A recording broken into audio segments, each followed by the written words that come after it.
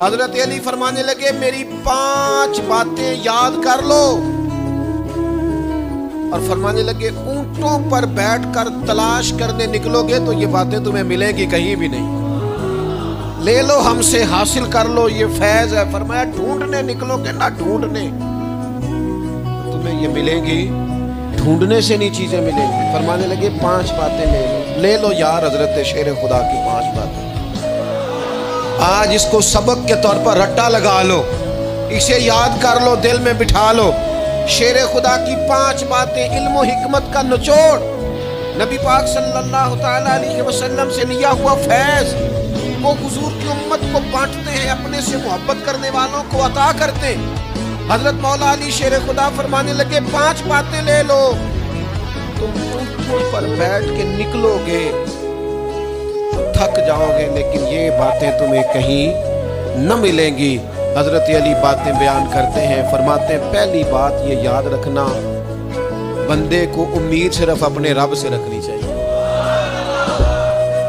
جیت جاؤ گے دوستو دنیا میں اگر یہ بات آ گئی،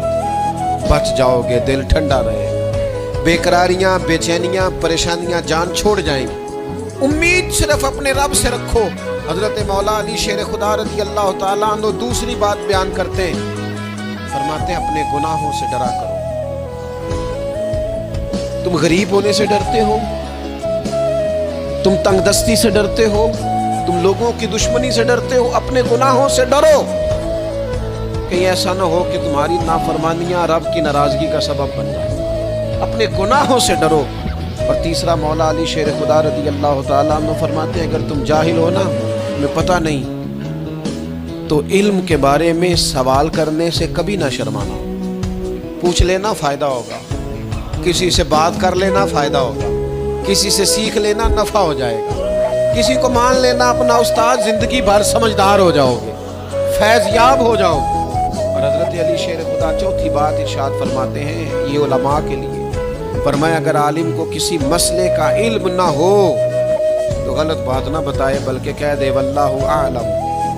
اللہ بہتر جانتا ہے۔ یہ بات یاد رکھے، جس بات کا پتہ نہ ہو، جس کی خبر نہ ہو، جس پر عبور نہ ہو، اس بات کو آگے بیان نہ کیا جائے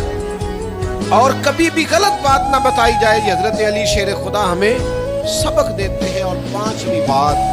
حضرت علی شیر خدا ارشاد فرماتے ہیں یاد رکھنا، ایمان میں صبر کی وہی حیثیت ہے جو جسم میں سر کی حیثیت ہے۔